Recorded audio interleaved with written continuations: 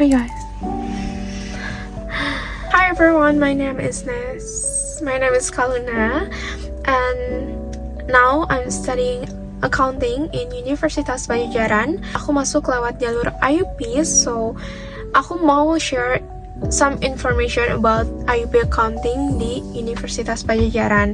Karena saat aku daftar itu aku jarang banget, masih susah nemuin informasi tentang IUP accounting. Jadi aku cuma awalnya tuh masuk kayak karena yaudahlah ya, nggak perlu tahu itu. Oke. Pertama, intinya kalau IUP accounting saat itu aku daftar di intake pertama. Intake pertama itu awal-awal banget sebelum UTBK, sebelum pengumuman UTBK-nya. Jadi dari masa pendaftarannya nih sampai masa pengumumannya itu tuh nggak terlalu lama, sampai akhirnya si jadwal pengumuman itu H-1 sebelum pengumuman UTBK. Aku daftar intake pertama yang dimana IUP accounting intake pertama itu cuma ada sekitar 9 orang yang entah yang lolosnya segitu atau yang daftarnya cuma segitu.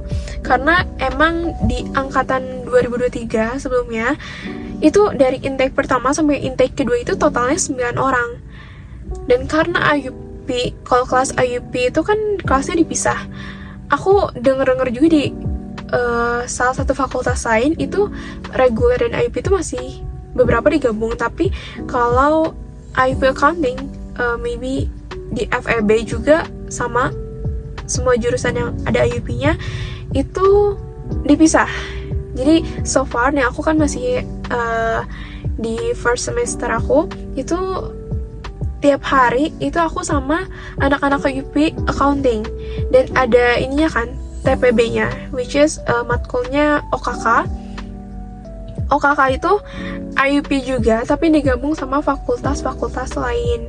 Jadi yang IUP itu sama IUP, kalau yang reguler tuh beda lagi kelompoknya ya sama yang reguler, tapi program OKK-nya tetap sama, yang ngebedain cuma program masuknya, jalur masuknya. Terus yang tergabung sama reguler itu cuma di agama, kelas agama itu masih gabung sama reguler, sisanya itu sama IUP lagi, nggak tergabung sama anak-anak yang reguler gitu. Tapi di intake kedua setelah ada pengumuman yang gelombang kedua itu alhamdulillah ada kenaikan yang pesat. Totalnya tuh sebenarnya 38 orang. Itu total intake 1 dan intake 2. Cuma karena ada beberapa yang masuk UI, ada yang masuk UGM, jadi mereka memutuskan untuk pindah. Jadi kayak nggak 38 banget, mungkin sekitar 30-an. Jadi aku bersyukur banget, jadi di kelas tuh nggak sedikit banget, karena kan kalau sedikit banget itu kayak bimbel dan mungkin dosennya akan lebih intens interaktifnya sama kita.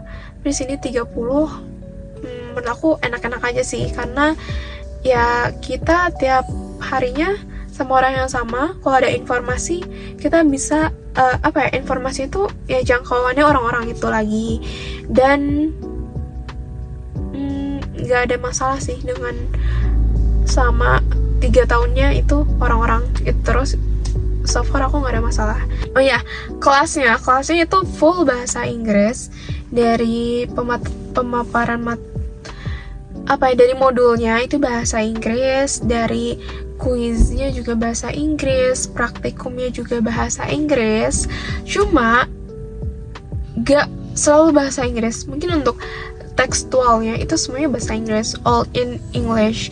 Tapi justru mostly dosen aku itu nggak semuanya ngomong bahasa Inggris, jadi mereka kadang mix English and bahasa. Tapi mostly ada dosen yang yaudahlah dia prefer pakai bahasa, cuma ya tetap textbooknya atau materinya atau modulnya itu tetap pakai bahasa Inggris. Jadi kadang sebenarnya masih pakai bahasa sebenarnya si dosen-dosennya, dan kita tuh kalau mau jawab misal dianya ada gunain sedikit-sedikit bahasa, kita pun bisa nanya atau jawab dengan bahasa juga. Cuma ya, mungkin lebih diperbanyak bahasa Inggris karena IUP emang difokusinnya di Englishnya. Oh ya, kalau di FEB itu tuh mau yang reguler mau yang IUP, kelasnya tuh sama-sama pakai English. Entah pemaparan materi dari dosennya pakai bahasa Inggris juga atau enggak, tapi intinya apa yang mereka pelajarin juga pakai bahasa Inggris. Jadi kalau di FEB tuh sebenarnya nggak jauh beda ya dari IUP dan reguler. Bedanya tuh ya program yang nanti bisa didapat saat tahun terakhir. Mungkin ya kalau yang reguler itu mereka KKN ya. Jadi kan di sini tuh ada KKN. Yang reguler KKN tuh tetap KKN. Tapi kalau yang IUP KKN-nya tuh ketika kita keluar negeri nanti, ketika kita sedang studi di luar negeri nanti, itu digantinya sama itu. Jadi kita nggak perlu ngelaksanain KKN lagi di sini, tapi nanti kita keluar. Mungkin yang kalau yang double degree kan selama 1 tahun, dan kalau yang exchange itu cuma 1 semester. Terus aku bahas nggak ya? Kayaknya kalau UKT yang pasti IP-nya tuh lebih, ya pasti sih IP-nya lebih gede daripada UKT. Cuma kalau IUP Unpad itu dibandingin sama IUP di kampus lain such as ITB, UGM, UI, itu IUP Unpad tuh masih tergolong yang termurahnya lah di antara yang lain. Dan alasan aku pilih IUP Unpad kenapa? Pertama, dia tuh program pendaftarannya paling gampang di antara yang lain. Tadinya kan aku tuh apply-nya ke luar negeri, cuma ya ada beberapa problem yang aku jadi nggak bisa ke sana. Aku tuh tetap pengen ada international exposure-nya itu loh. Aku pengen studi di luar negeri, tapi pengen secepatnya gitu kan. Kalau nunggu S2 itu agak lama juga ya, harus nunggu 4 tahun lagi. Jadi aku nemuin IUP Unpad. Aku tuh udah ada IELTS kan. Nah, overall score aku tuh cukup buat ke Unpad. Terus dia tuh syaratnya cuma, seingat aku, rapot, IELTS, udah, sama paspor apa ya. Intinya yang paling aku ingat tuh rapot dan IELTS. Nggak IELTS sih, nggak harus IELTS, bisa TOEFL, tapi TOEFL-nya tuh IB, entah aku bukan TOEFL jadi nggak tahu. Tapi intinya TOEFL-nya itu harus dilihat jenis TOEFL-nya yang diminta sama Unpad tuh apa.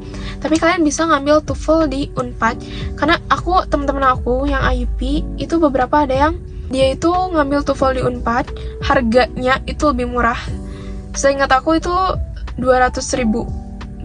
Seingat aku teman aku bilang itu 200.000, dan soal-soal TOEFL-nya itu lebih mudah, jauh lebih mudah daripada TOEFL yang internasional.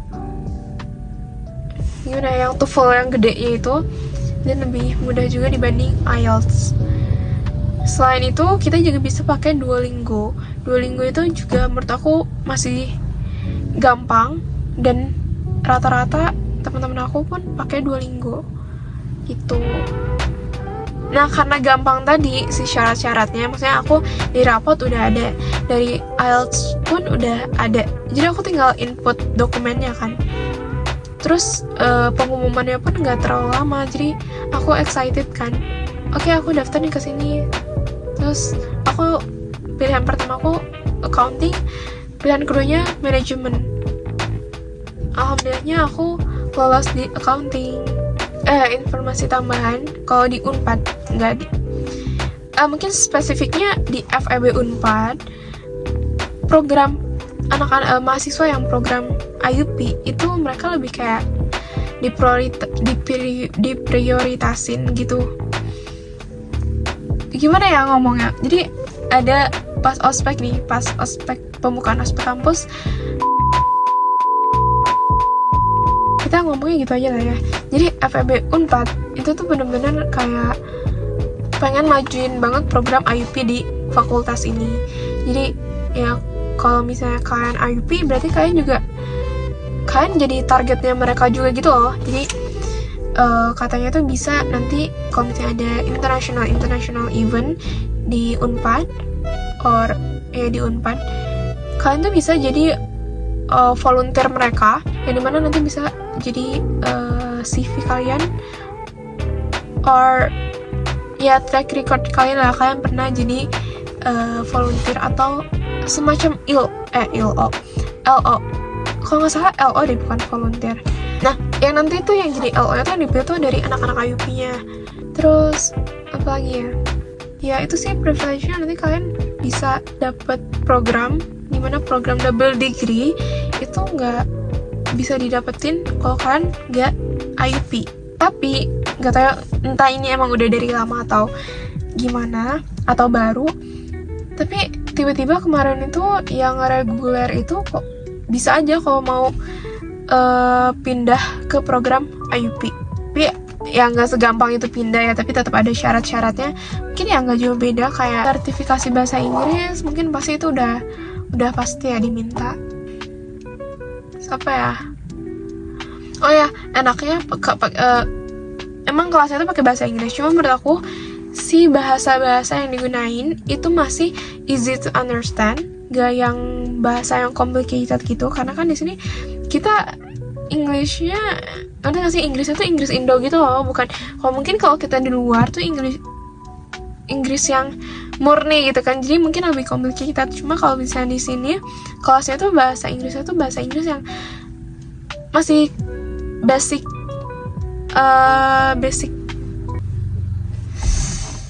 kosakata yang basicnya gitu loh. Jadi bagus untuk kalian. Kalau misalnya kalian nih tiap hari pakai ngedengerin, masukin diri kalian dengan bahasa Inggris kan pasti jadi terbiasa, makin apa ya kan, bisa develop your English skill, dan kalian akan terbiasa untuk kedepannya. Dan ibu aku pun ngasih tahu ke aku kalau misalnya nanti ketika kerja accounting itu ya nanti kerjanya pakai istilahnya itu yang bahasa Inggris. Jadi ketika kita anak IUP nanti udah lulus, kita akan udah terbiasa dengan bahasa Inggrisnya, akan lebih mudah lah, kata ibu aku ya. Mungkin segitu aja informasi yang bisa aku sharing about IUP Accounting in Universitas Padjadjaran. Kalau misalnya ada specific question yang mau kalian tanyain, bisa tanya di komen aja atau DM IG aku @kalunayz. Okay. Bye bye.